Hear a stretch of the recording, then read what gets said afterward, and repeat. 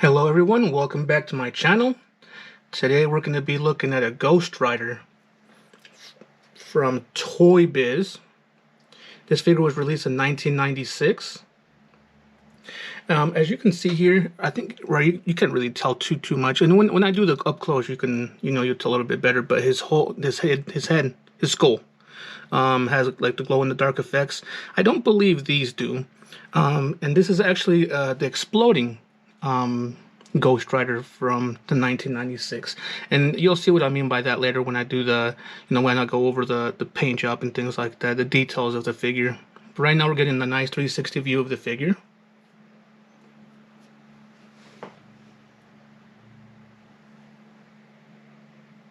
I gotta say, still from 1996, these figures, they still look kind of nice, even though they're just kind of plain.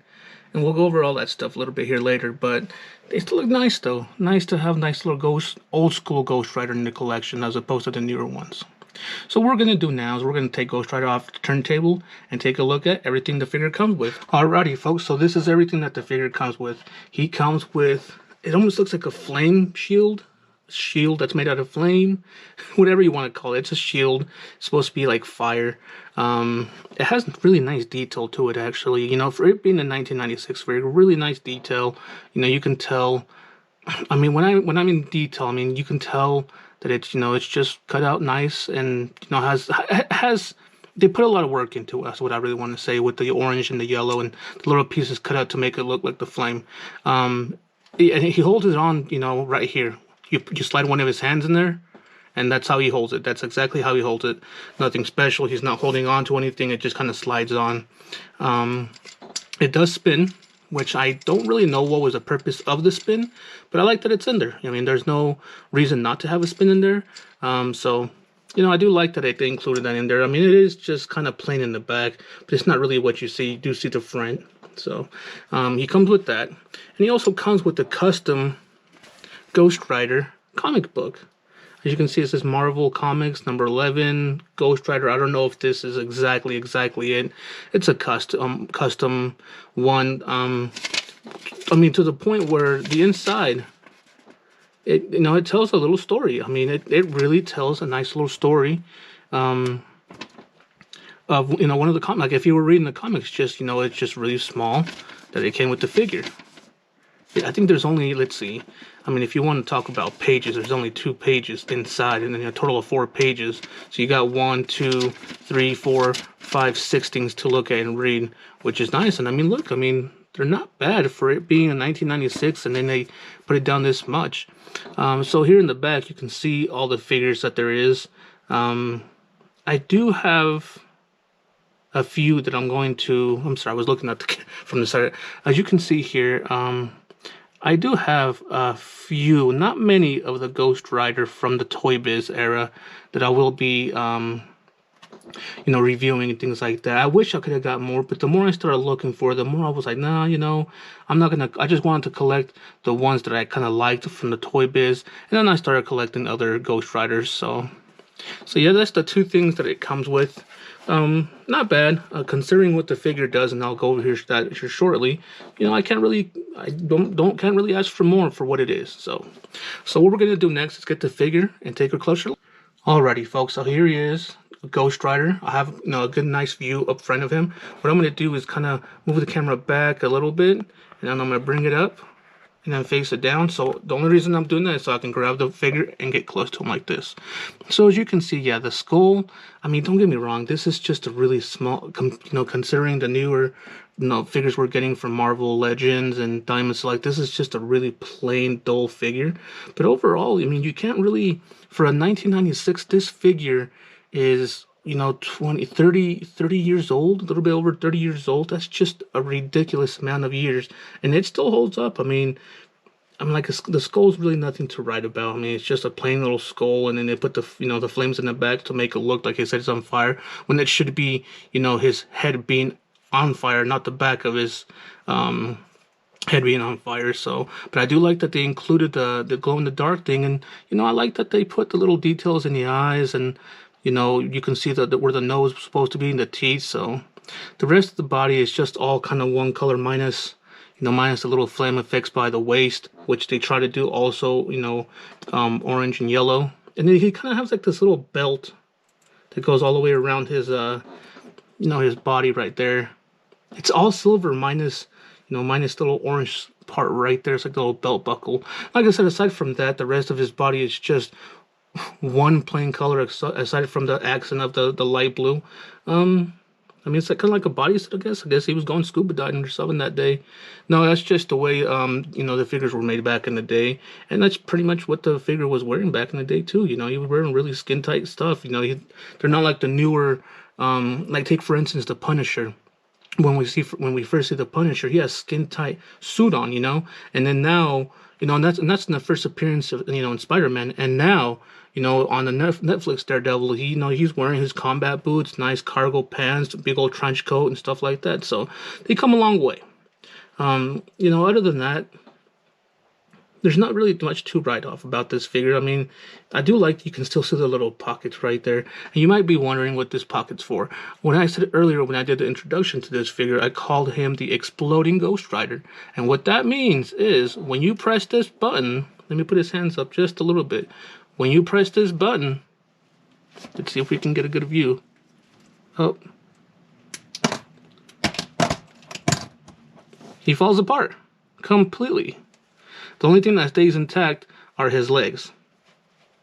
His legs completely stay intact. They don't come off, but from his waist, his upper torso area comes off. You just snap it back in.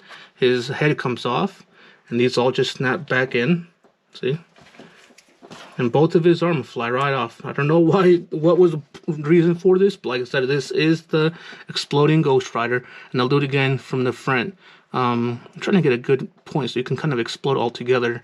Unfortunately, so what I don't understand with this, I don't know why they didn't do this like down here somewhere, so you can press it and everything falls apart. With this, you're gonna have to grab this and press it a few times for everything to come apart. See, like his head falls apart, then you have to let go and kind of press it again, and then kind of do that. So I don't know. I mean, I know it's 30 years old. Maybe it worked a lot better back in the day. Maybe the springs in there don't work, but I do really like that function of the figure. I don't really do it. It's kind of pointless to me. Oh, one thing I did notice though is the flame from his head actually sticks with him, and then the back of it, which I don't know. That's kind of a weird thing to do, kind of, I guess. But yeah, I don't really do the exploding thing. I mean, I just have the figure kind of in the museum post, standing with my collection. So there he is right there. So what we're going to do next is go over the figure's articulation. Alrighty, folks, so going over the figure's articulation here. So I do want to say he does have not, let's see if we can, no, he does not. Okay, I was going to say he has a 360 turn on his head, but he does not. He stops right there. It's almost where his chin hits like the back flame, the orange flame. So that's where it kind of stops. And I just made it pop out, so I got to turn it back like this. Let's see what else. I don't know if this is kind of break or not, but his like upper, I don't know why it keeps popping out. These are not really meant to move that much. So you can see here, like the top of his skull kind of moves. I don't know if that's because it's breaking or that's what it was supposed to do. Maybe it's supposed to be, now that I'm kind of looking at it, maybe it's supposed to be part of the exploding thing. You know what? I don't really want to mess with it too much. It's an old figure. I don't want to break it if it is breaking. So I'm just gonna snap back that back on there. So as far as his hands, they do turn 360. I'm sorry, not his hands, his arms. His arms do turn 360. He has a single joint at the elbow, so he can go to 90 degrees. He has no. I'm sorry, he does. That was most of the time they don't. He does have movement at the wrist, 360 turn at the wrist, nothing else. He has no movement at the torso. I do believe there's no movement on the waist either. As far as his legs go, he has the most movement in the legs, where he can go up to about there. I'll move his arm up, and he actually goes. Or I'm sorry, he can go back quite a ways with this figure, and he can go up sideways. I mean, this guy can do the splits with both legs, but just putting one leg up, he goes further than 90 degrees, as you can see there. So I really like that. His knee also just has a single joint. There's no double joint, so he can't go further than 90 degrees. and I do believe there's no other articulation. Nope, there isn't. I was just kind of checking the ankles and the toes, but no, there is no other articulation for this figure. You know how it is back in the day. Toybiz, their figures weren't that articulated. As you know, we saw the Carnage ones, we saw the Punisher ones. So, yeah, this figures, like I said, it's not too bad though.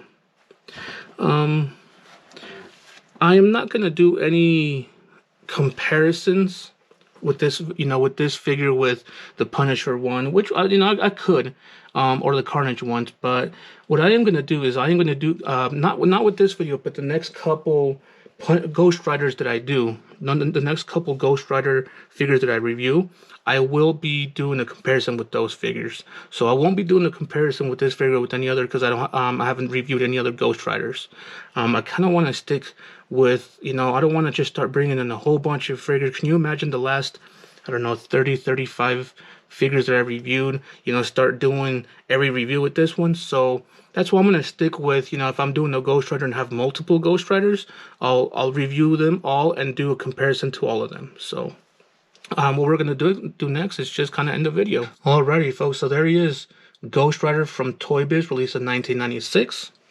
If you liked the video, I know this was a kind of short video. Usually when I start a new kind of figure line, the first one's always kind of short, and then once they start having comparisons and stuff like that, they do tend to get a bit longer. So if you like this video, please like and share it. If you haven't already, please subscribe. If you have any comments, anything, questions, anything negative, anything positive, anything helps with the comments down below.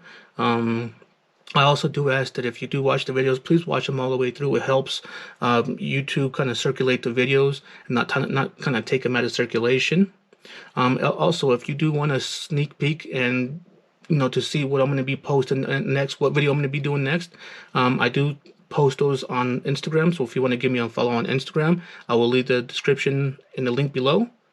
I will leave the link in the description below. That was very I'm sorry about that. So anyway, that being said, we'll see you on the next one. Take care.